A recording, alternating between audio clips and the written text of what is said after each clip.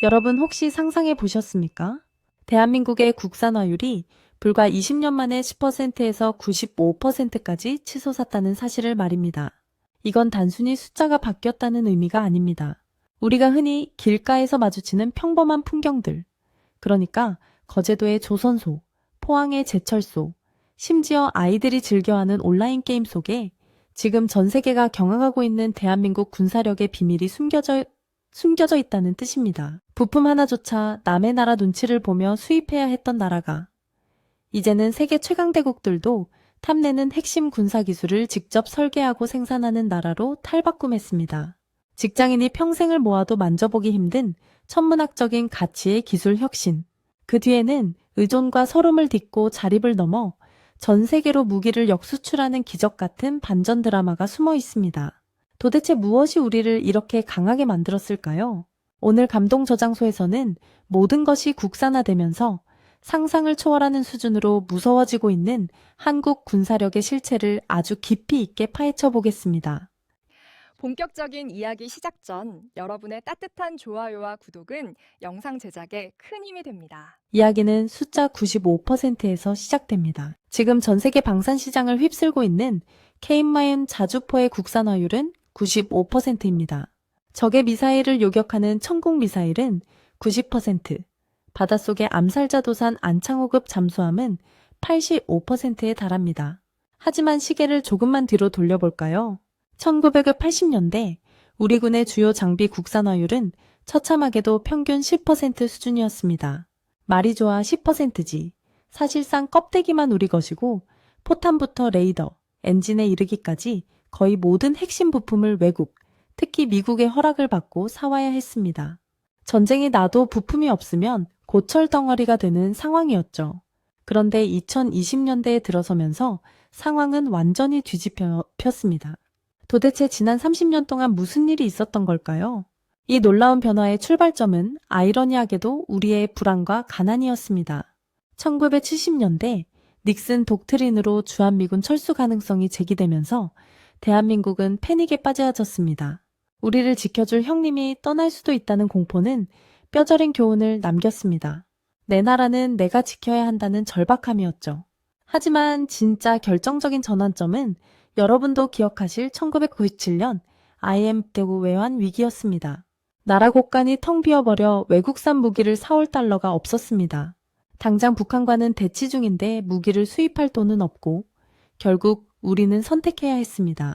굶어 죽더라도 우리 손으로 만들 것인가 아니면 국방을 포기할 것인가.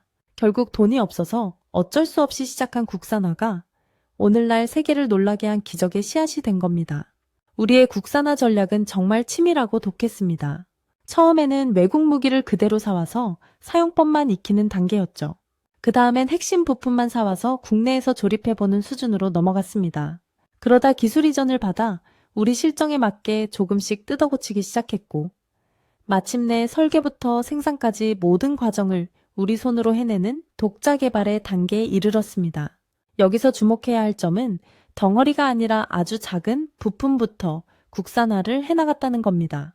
볼트와 너트 같은 기초 부품부터 시작해서 엔진, 전자회로, 센서 같은 초정밀 부품까지 차근차근 점령해 나갔습니다. 물론 쉬운 길은 아니었습니다. K2 흑표 전차는 국산 변속기 문제로 몇 년을 고생했고 KF-11 일일 전투기 역시 수많은 시행착오를 겪었습니다. 하지만 실패할 때마다 우리는 포기하는 대신 데이터를 쌓았습니다. 그 피땀 어린 축적의 시간이 쌓이고 쌓여 이제 한국은 무기를 사달라고 사정하는 나라가 아니라 세계가 제발 팔아달라고 줄을 서는 나라가 되었습니다. 그런데 여러분, 여기서 정말 소름 돋는 비밀이 하나 있습니다. 한국의 국산화가 유독 빠르고 강력했던 진짜 이유, 바로 산업 생태계의 융합입니다.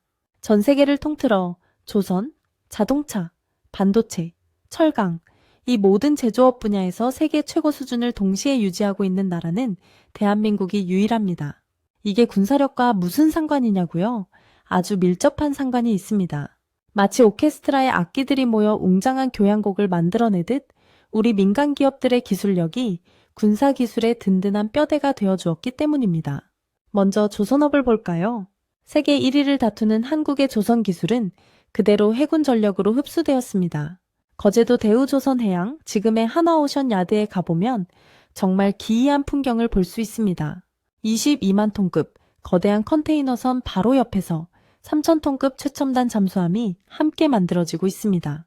영하 163도의 LNG를 보관하는 초고난도 선박 건조 기술, 그 정밀 용접과 특수 가공 기술이 잠수함의 압력 선체를 만드는데 그대로 적용되었습니다. 바다 위를 지배하던 기술이 바다 밑을 지배하는 기술로 진화한 것이죠. 그뿐만이 아닙니다. 우리의 자랑인 철강 산업은 무기의 피지컬을 담당했습니다. 포스코가 개발한 고만강강 기술은 세계 최고 수준입니다.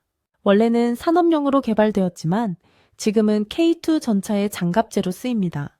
일반 강철보다 3배나 강하면서도 가공하기 쉬운 이 특수강 덕분에 우리 전차는 적의 대전차 미사일을 몸으로 받아내면서도 끄떡없이 진역할 수 있게 되었습니다. 현대제철의 선박용 특수강 기술 역시 구축함의 뼈대가 되었죠. 민간 아파트를 짓고 자동차를 만들던 그 철강 기술이 나라를 지키는 방패가 된 겁니다. 자동차 산업은 심장과 두뇌를 제공했습니다. 현대자동차의 엔진 기술은 전차와 장갑차의 강력한 동력 장치로 발전했고, 자율주행을 위해 개발하던 센서 기술과 전자 제어 시스템은 무인 수색 차량과 드론의 핵심 기술이 되었습니다. 기아의 생산 라인 자동화 기술 덕분에 우리는 전시 상황에서도 포탄과 미사일을 찍어내듯이 대량 생산할 수 있는 능력을 갖췄습니다. IT 산업은 더 말할 것도 없죠. 삼성전자의 시스템 반도체는 미사일의 눈이 되었고, 네이버의 인공지능 기술은 무인기의 자율 비행을 돕습니다. 더 놀라운 건 게임 산업의 기여입니다. 넥슨이나 NC소프트 같은 게임 회사들이 쌓아온 게임 엔진 기술, 그게 국방이랑 무슨 상관이냐 싶으시죠? 하지만 수만 명이 동시에 접속해 전투를 벌이는 온라인 게임의 서버 처리 기술과 그래픽 엔진은 군사 시뮬레이션과 가상 훈련 시스템을 만드는 데 결정적인 역할을 했습니다. 하드웨어부터 소프트웨어까지 대한민국이라는 거대한 공장이 톱니바퀴처럼 맞물려 국방력을 밀어 올리고 있는 겁니다. 정부가 강제로 시켜서 된 게 아닙니다. 기업들이 생존을 위해 개발한 기술들이 자연스럽게 융합되며 폭발적인 시너지를 낸 것이죠. 하지만 실험실에서 성공했다고 해서 끝난 게 아닙니다. 진짜 무기의 가치는 전장에서 증명되니까요. 한국 무기가 세계적인 명품으로 인정받기 시작한 건 아이러니하게도 지구상에서 가장 혹독한 환경들 덕분이었습니다. 섭씨 50도가 넘는 중동의 사막, 그리고 영하 40도로 떨어지는 북유럽의 설원. 이 극과 극의 환경에서 한국 무기는 기적 같은 내구성을 보여줬습니다. KU 자주포의 전설은 시리아 접경 지역에서 시작되었습니다. 튀르키 해군이 도입한 K마인은 실제 전투 상황에서 섭씨 50도의 폭염을 견뎌내며 불을 뿜었습니다. 당시 경쟁 상대였던 독일의 PCH-2000 자주포가 과열 문제로 멈춰 섰을 때 KI는 보란듯이 작전을 수행했죠. 이 소식이 전해지자 중동과 아프리카 국가들이 한국 무기를 다시 보기 시작했습니다. 반대편 북유럽 핀란드에서도 전설은 이어졌습니다. 영하 40도의 강추위 속에서 실시된 시험평가. 유럽의 명품 무기들이 유압 오일이 얼어붙어 시동조차 걸리지 않을 때 한국의 KI는 거침없이 눈밭을 질주하며 포탄을 날렸습니다. 극지연구소와 협력해 개발한 특수 오일 덕분이었죠. 결국 노르웨이와 핀란드는 자존심 강한 유럽산 무기 대신 한국산을 선택했습니다. 천국 미사일 역시 사우디아라비아의 사막 한가운데서 그 실력을 증명했습니다. 세계 최고의 방공 미사일이라 불리는 미국의 패트리어트와 직접 비교 테스트를 했는데 결과는 충격적이었습니다. 적고도에서 고속으로 침투하는 표적을 요격하는 능력에서 천궁이 더 높은 점수를 받은 겁니다. 최근 중동 지역에서 드론과 단거리 미사일 위협이 급증하는 상황에서 천궁은 그야말로 신이 내린 방패나 다름없었습니다. 필리핀의 열대우림에서는 FA-50 경공격기가 활약했습니다. 고온 다습한 정글 환경, 짧고 거친 활주로에서도 FA-50은 문제없이 뜨고 내리며 대테러 작전을 완수했습니다. 사계절이 뚜렷하고 산악지형이 많은 한국의 까다로운 지형에서 단련된 무기들이 전 세계 어떤 극한 환경에서도 통한다는 것을 몸소 증명해낸 겁니다. 그리고 2022년 러시아의 우크라이나 침공은 전 세계 방산 시장의 판도를 뒤흔들었습니다. 유럽 국가들이 하루아침에 군비 증강을 선언했지만 정작 무기를 줄 수 있는 나라가 없었습니다. 평화에 젖어있던 독일과 프랑스의 방산 공장들은 주문을 받아도 물건을 내놓는데 3년에서 5년이 걸리는 상황이었죠. 바로 그때 한국이 등판했습니다. 러시아와 국경을 맞대고 있어 발등에 불이 떨어진 폴란드는 한국에게 손을 내밀었습니다. 독일 전차는 4년을 기다려야 했지만 한국의 K2 전차와 K화윤 자주포는 계약 후 불과 몇 개월 만에 폴란드 항구에 도착했습니다. 그것도 현지 생산 기술 이전이라는 파격적인 조건과 함께 말이죠. 발트 3국인 에스토니아, 라트비아, 리투아니아도 마찬가지였습니다. 미국의 패트리어트는 너무 비싸고 대기줄이 길었지만 한국의 천궁은 즉시 공급이 가능했고 가격 경쟁력도 월등했습니다. 전쟁이 만든 공급망의 공백을 한국이 가진 제조업의 속도와 품질로 완벽하게 메운 겁니다. 한국 무기는 서방제 무기보다 20에서 30% 저렴하면서도 성능은 대등하거나 오히려 뛰어났습니다.